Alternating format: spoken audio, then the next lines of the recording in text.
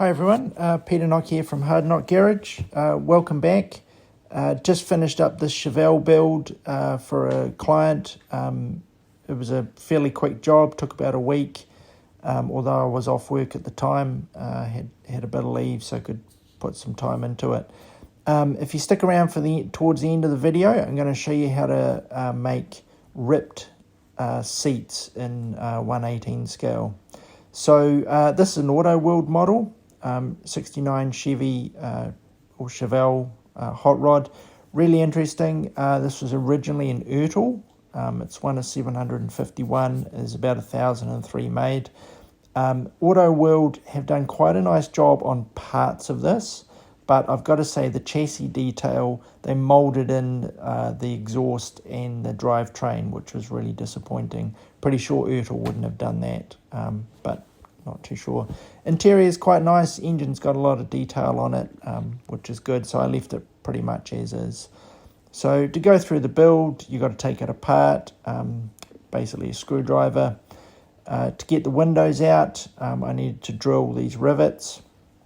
So get stuck in there with the drill and get those parts out. Taking it apart, pull the door cards, all the chrome off. Quite like the front grille on it. Take the back out. And then we're down to pretty much the model taken apart, all the door handles and things. Got stuck into the wheels. This is one of my favourite parts, although I got a bit frustrated with this because it took quite a while to find the right set of wheels. As you can see, I went through quite a few different options. I'm fortunate enough to have quite a few different wheels at my disposal.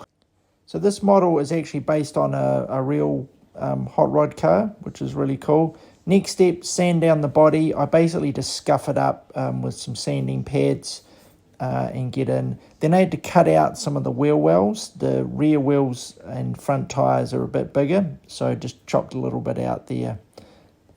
Not too much this time. Playing around with a 3D roof rack and a 3D printed bull bar from Stuart Seals, so that's really cool. Check him out on Facebook. I've used quite a few of his parts. He's based in Australia, but really good to work with. You can see I've got the standard wheels or rims on the front with some Mercedes truck tyres or SUV tyres. RC four-wheel drive rims at the back on tyres on the back, I think with NASCAR rims. So there we go.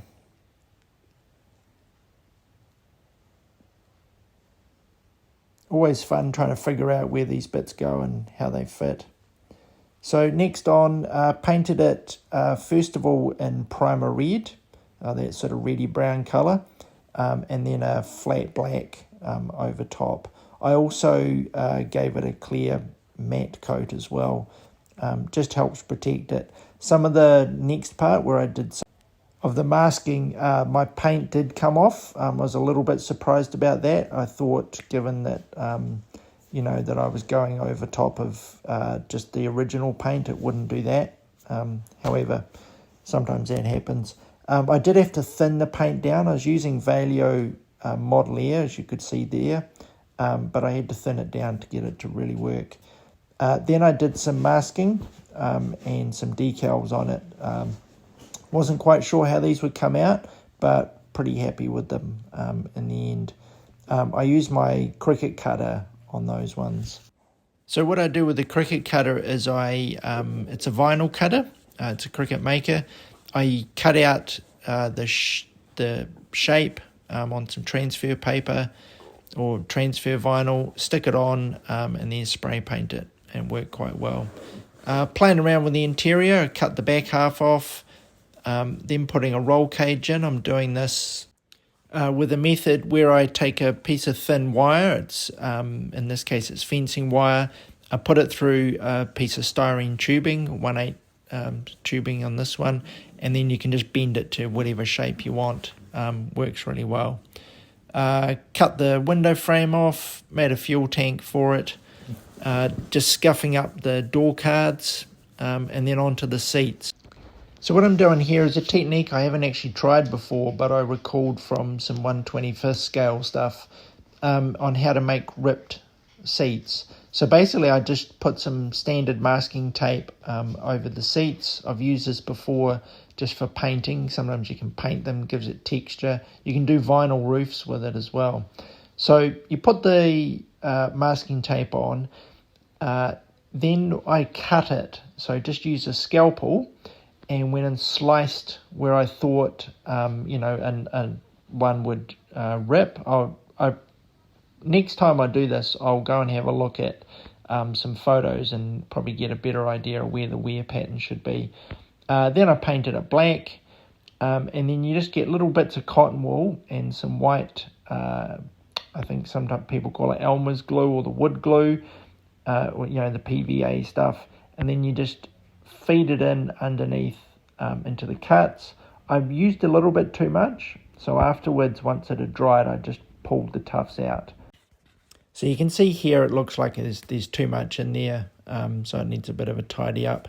So as I said before, I just pulled the bits out using a pair of tweezers. Here you can see the car interior. Now, a couple of things to note. I sprayed pretty much everything with a black wash just to give all the under tray and the chassis and the interior just a little bit of detail with the black wash.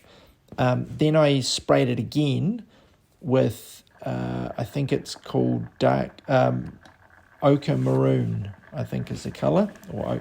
It's sort of like a desert yellow, sandy yellow, and I just put that over everything. And I think particularly on the seats on the inside, added quite a nice little bit of just texture to them.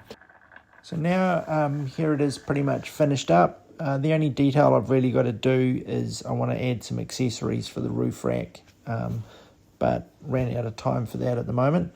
So here it is, car for a client, Mad Max Chevelle, go for it, do whatever you like. The story behind the pipes is they're actually from a 1/24th artillery truck kit, and they're staying nice and shiny because I think the person that has this car, those would be like the point of pride, and he would be out there polishing those. The rest of the car can get a little bit of dirty, but not the side pipes. So there it is. Hoping the client really likes it. It came out, I think it came out really well. Mad Max builds like this are always really fun because you never quite know where they're going to end up unless you're replicating an exact car, which in this case I weren't. So there it is. If you like the video, jump on the like button, hit subscribe, chuck something in the comments. Really love to hear what people think of it. Anyway, Hard Knock Garage out.